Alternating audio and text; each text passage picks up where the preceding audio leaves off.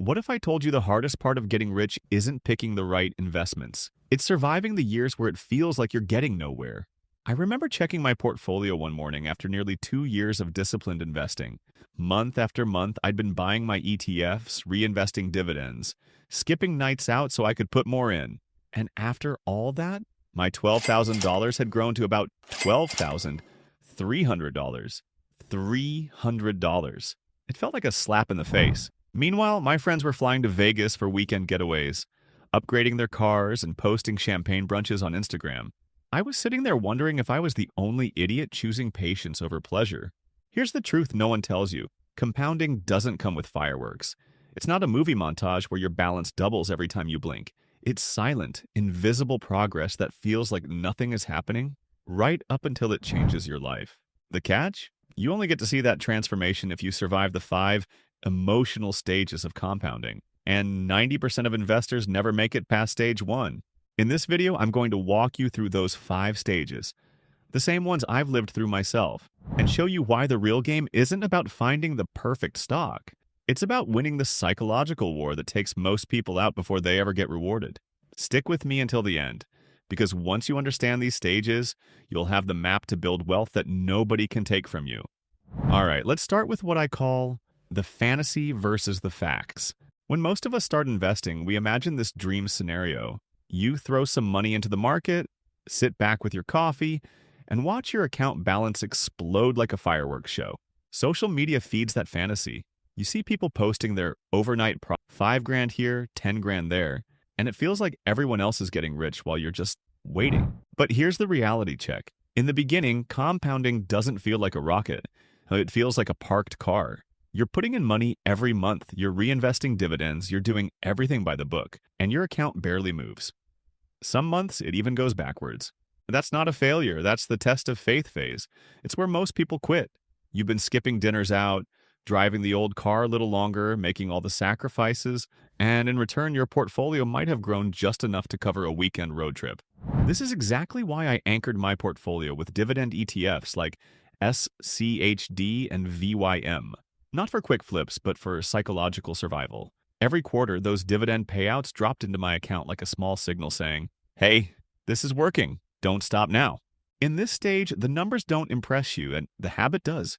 If you can survive this slow, frustrating stretch without pulling your money out, you've just passed the first and hardest emotional test in investing.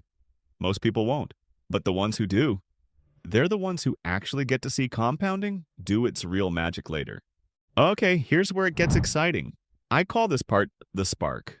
Somewhere along the way, maybe a year and a half, maybe 2 years in, something changes. You log into your account expecting the usual disappointment, and wait a second. Your gains are finally bigger than the amount you've put in recently. It's not a fortune, but it's the first time you see proof that your money is making money without you. That moment flips a switch in your head. You go from wondering, is this even working, to thinking, oh, it's working. This is the spark. The first taste of real compounding. And it's addictive. Suddenly, you're not obsessively checking your account every day. You're not desperate for big jumps overnight. You start focusing on the process because you've seen the process work. For me, this is when I started adding ETFs that gave me a little more excitement without losing stability. Devo was one. It pays monthly dividends. So every 30 days, I was getting a little paycheck from my investments. I also liked DGRO, which focuses on companies that keep increasing their payouts year after year. The amounts weren't huge, but here's the thing. At this stage, it's less about the money and more about the validation. All those nights you chose budgeting over buying, all those deposits that felt like they vanished into a black hole, they finally make sense. Most people never get here because they drop out during that slow first stage. But if you do, you start playing a different game. One that's about time, not speed. Now this is where the snowball starts rolling. I call this stage the momentum. Up until now, you've been pushing the boulder uphill. Investing, reinvesting, and waiting. But somewhere around the 2.5 to 3 year mark, something shifts. Your portfolio isn't just growing. It's growing faster than you can put money in. I remember opening my account one morning and realizing that the extra growth, the part I didn't directly deposit, was bigger than my last 3 months' contributions combined. That's when it really hit me. My money was finally making more money than I was adding. This stage is where your financial identity changes. You're no longer saving for the future. You're building the future. And the psychology is totally different. You start thinking in decades, not days. For me, this was the time to broaden my portfolio with growth-focused ETFs. VTI gave me exposure to the entire US stock market with one of the lowest expense ratios out there. And QQQ brought in the high-growth tech names driving serious returns over the last decade. The dividend yields on these aren't huge, but the capital appreciation? That's what accelerates the snowball. In this phase, the compounding engine is running hot. You're not just adding bricks to the wall is building itself.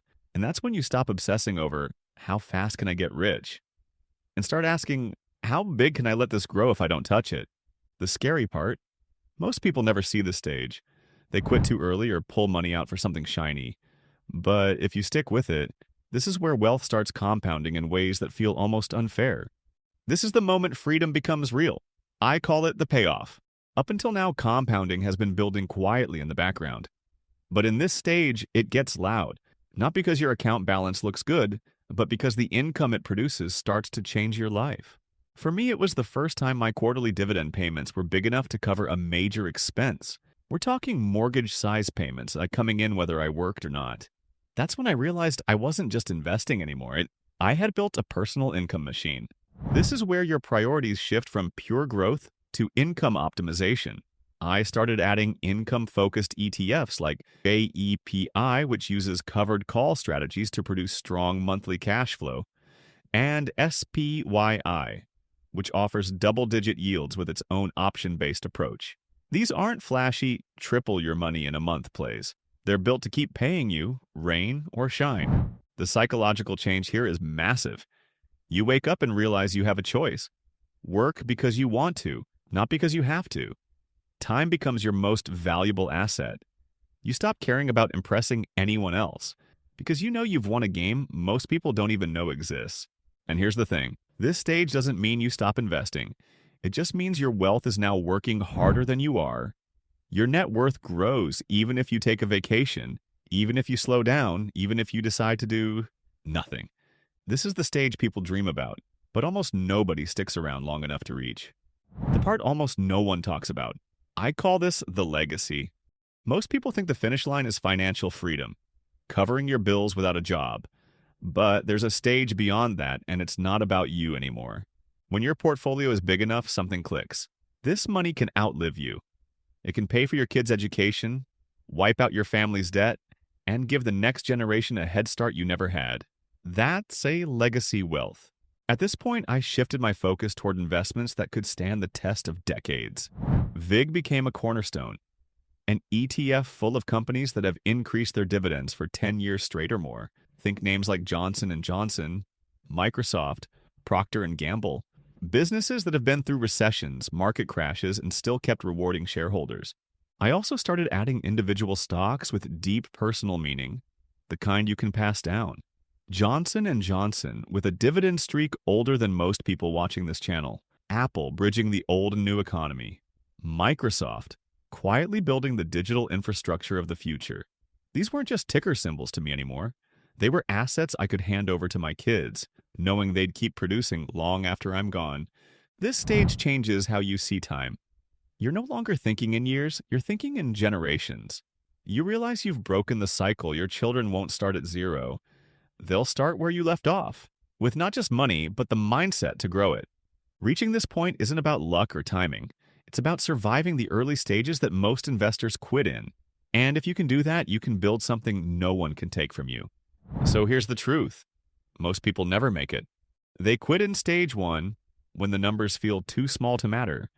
They never taste the spark, never feel the momentum, never reach the payoff, and never even dream about the legacy stage. But now you've seen the map.